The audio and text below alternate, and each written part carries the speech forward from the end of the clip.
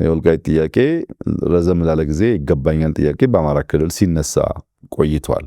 ይህንን ጉዳይ የሁለቱም ክልል ህዝቦች ያሳተፈ ያወያየ በህገ መንግስቱ መሰረት በሪፍረንደም የተረጋገጠ ለዘላቂ ሰላም መነሾ የሚሆን ካልሆነ እድል አግኝቻለሁና አሁን ላፈላልግ ብትል ሲቀየር ይበላሻል። ለምሳሌ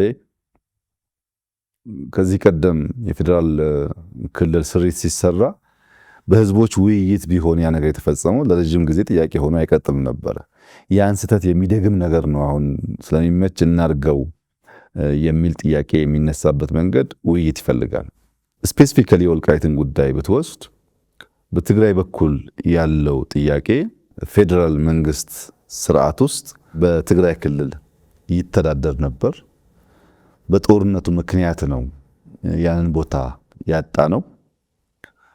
አሁን ደግሞ ለአማራ ህዝብ ህልውና እንታገላለን የሚሉ ኃይሎች ሁሉ ውሰዱት፣ አብረናችሁ እንዋጋለን፣ ይገባችኋል እያሉን ነው። እየከለከለን ያለው የፌዴራል መንግስት ነው።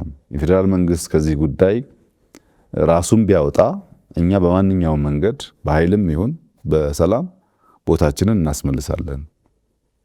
እንቅፋት የሆነብን የፌዴራል መንግስት ነው እንጂ ለዚህ ህዝብ የሚታገሉ ወገኖችም ጭምር ለዚህ ህዝብ እንታገላለን ባዮች ጭምር እንድንወስድ ፈቅደው የዚያ ትግል ተባባሪና አጋር ሆነዋል። እናንተ ናችሁ እንቅፋቱ ይላሉ።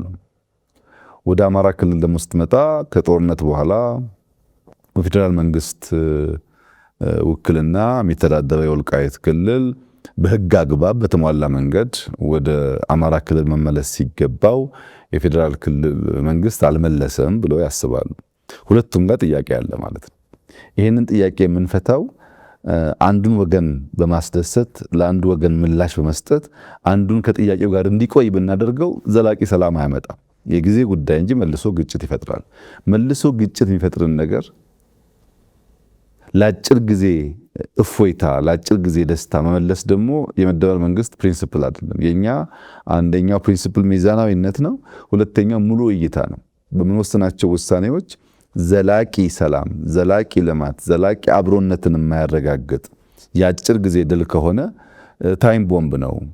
ነገርን ለጊዜው ያዳፍናል እንጂ ከናካቴው አያጠፋውም ብለን ስለምናስብ አንመርጠውም። መንገዱን ጊዜ ወስዶ ተወያይተን ተመካክረን ህግን ስርዓትን ተከትለን የህዝቦችን ተሳትፎ አረጋግጠን ብንወስን ግን ለዘላቂው ሰላም ሊያረጋግጥ ይችላል የሚል እምነት ስላለን አብዛኛው በኢንክሉሲቭ ናሽናል ዲያሎጉ 4 ዓመት የፈጀ ሂደት ነው።